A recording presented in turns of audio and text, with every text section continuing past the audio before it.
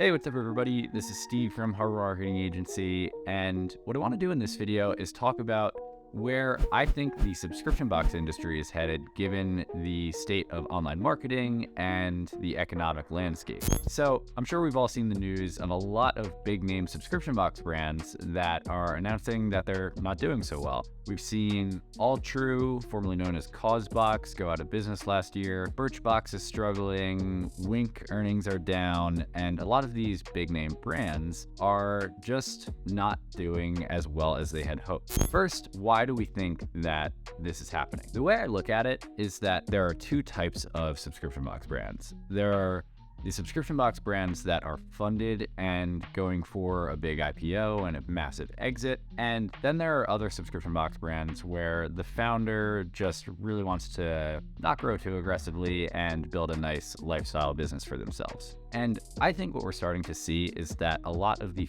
funded big name subscription box brands are struggling for a couple of reasons. The first reason is that they had a lot of things going for them a couple of years ago that they don't have going for them now. A couple of years ago, online advertising was a lot easier and it was cheaper to acquire customers online. The economy was a little bit better. The subscription box market was a little bit newer and a lot of people were willing to try it out and test out a lot of these subscriptions. And so what ended up happening was these companies, when they had initially launched, were able to acquire tens of thousands or hundreds of thousands of subscribers for a very low cost. And the entire subscription box game is about acquiring a customer at a low enough cost so that you can make your money back in lifetime value. In order to do that, you have to retain them long enough so that they stay subscribed and you can make a profit over the course of several months. I think now what we're seeing with a lot of these big name subscription box brands is that they took on a lot of outside investment to continually acquire new subscribers as they grow and increase the value of the company. But what they have struggled to get under control is their customer acquisition cost numbers as they've scaled and as the market has shifted a little bit. So when you first launch any subscription box, those first core group of customers, maybe the first 10, 20, 30, 40, 50,000 subscribers you acquire,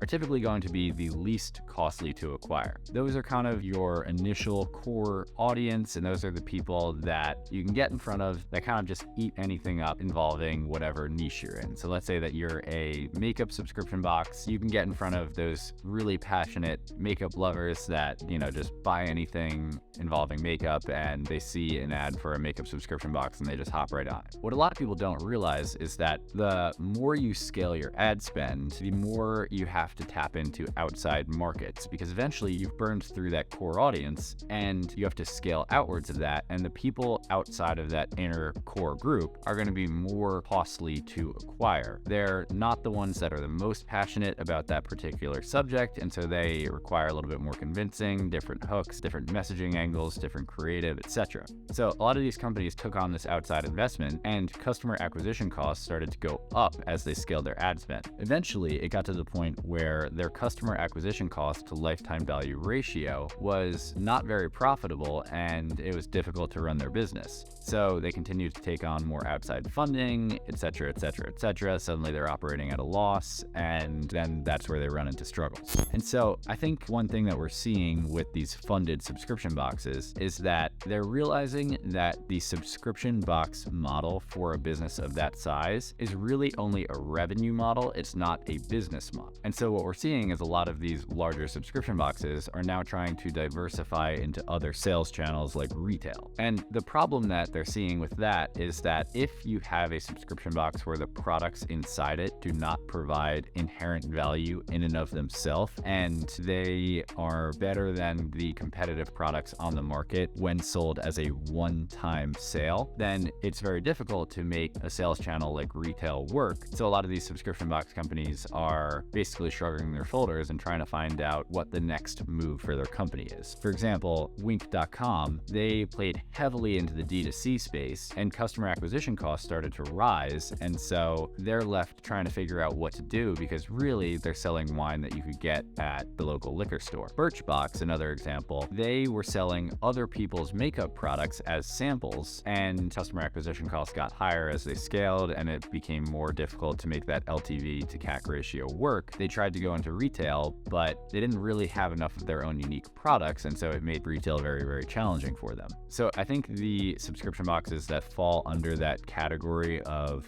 funded, looking to get that IPO and that big exit, the ones that are most easily going to be able to adapt to rising customer acquisition cost and necessity to diversify your sales channel, are going to be the ones where the products inside the box offer inherent value in and of themselves outside of the subscription box model. Those are the ones that will perform better in a retail sales channel, brick and mortar, or just a regular direct-to-consumer play that's not entirely subscription focused. I think there's still a spot for the subscription box as a revenue model, but it won't be the main growth driver of their business moving forward. The good news for a lot of the what I call lifestyle subscription boxes, where the founder is, really just trying to build a nice lifestyle for themselves and make a good income and enjoy the business that they run, is that I think those businesses are still viable. Granted, there's a cap on the level that you'll be able to scale those businesses profitably. So the reason that that is still sustainable is because as long as you don't scale too aggressively, then you're able to still market to that core audience, and you can reasonably keep your customer acquisition costs in control relative to your lifetime value. With that said, I would still recommend for those lifestyle subscription box brands to think about the products inside their box and really have an honest conversation with yourself. Do the products inside my box offer inherent value outside of just being a bunch of other people's products thrown into a subscription box and curated in a way that people might want these on a recurring basis? If you can build a subscription box brand where maybe you have some of your own products in the box and people would buy them outside of a subscription model, maybe as one-time products, or if you want to, you can make the transition into retail, you're just going to be in a much stronger position to acquire new customers if things do get rockier down the road.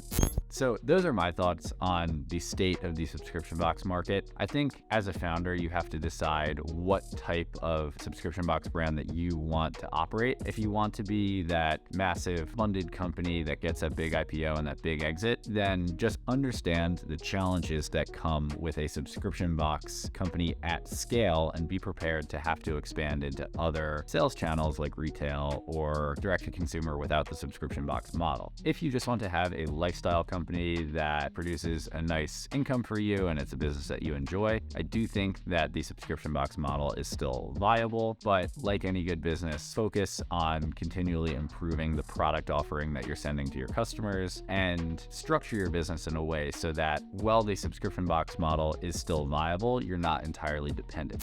Hope that helps, and if you enjoyed this video, be sure to give it a like and comment below. Subscribe for more subscription box content, and if you're a subscription box that's looking for a good marketing agency to help you scale up your revenue, then don't hesitate to reach out to us at harbormarketingagency.com. Book a call, and we'll chat with you soon.